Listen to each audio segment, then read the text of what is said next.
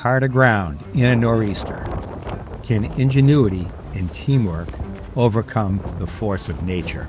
A nor'easter was forecasted to track up the east coast and rip into the New England shore during October 12th through 14th, 2025. The storm name describes a weather condition when a moisture-laden front tracks north along the warm Gulf Stream and collides with a cold wind from the north-northeast, creating a cyclonic disturbance with the potential for epic wind along the coastline and, depending upon the season, significant rain or heavy wet snow. Although this storm wasn't projected to be extremely strong, nevertheless, it was to be taken seriously. Local forecasts were projecting gusts of 50 miles an hour, which combined with rain would be significant. Along the coast, an additional factor of a storm's impact is the astronomical tide, the most devastating combination being a high tide during a full moon. When the first light of Monday, 10/13 arrived, the casualty of the wind and waves from the nor'easter appeared. A large private fishing yacht was hard aground on a rocky beach in a small cove. It was listing to starboard, resting on its keel, and nestled dangerously close to ledge in a seawall. This wasn't any ordinary boat, though. It was a rugged 37-foot Duffy, a product of seasoned Maine boat builders with decades of experience constructing boats for commercial lobstering and fishing.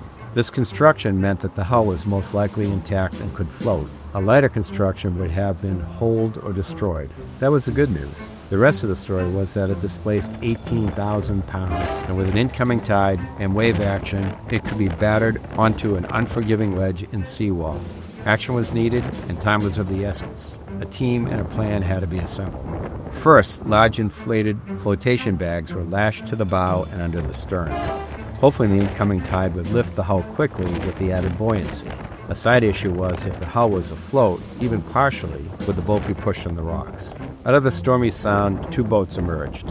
One a commercial towboat of maybe 25 feet with a single outboard engine, the other a municipal harbor master's with twin engines. But how would the smaller boat get a tow line ashore?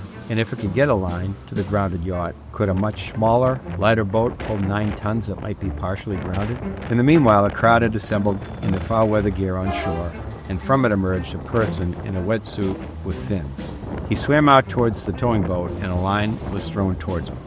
He grabbed it and made it ashore. Time continued to click on, and after securing the tow line to the grounded yacht's stern, the towboat ran at high throttle, bobbing up and down with the prop sometimes cavitating.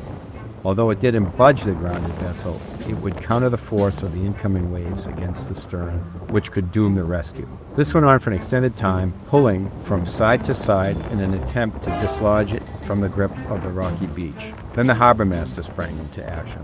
The shoreline was a small cove, so he repeatedly spun the twin-engine hull in very tight circles and hit the throttle when the props were aimed at the shore. This was an effort to use his boat's wake and prop wash to force water ashore and hopefully lift the hull from its starboard side. Doing this was tricky, as tight confines of the cove, gusting wind, waves, and a second boat with a taut tow line didn't leave a lot of maneuvering space or room for error. As the time continued to peel by and the boat strained, there were more signs of the Duffy going from an inanimate object to some slight motion. The towboat continued its pull against the immovable force, then some additional motion, and finally the Duffy broke free of the beach and potential disaster. After being hauled out to the sound somewhat ignominiously, the tow line was swapped to the bow of the stricken Duffy. It was afloat and escorted by the harbor master. Maybe a little bit scuffed up, but unbowed. Teamwork and a plan prevailed, and the force of nature vanquished. As a postscript and a twisting of the old proverb, one man's meat is another's poison, these intrepid folks made some lemonade from the conditions.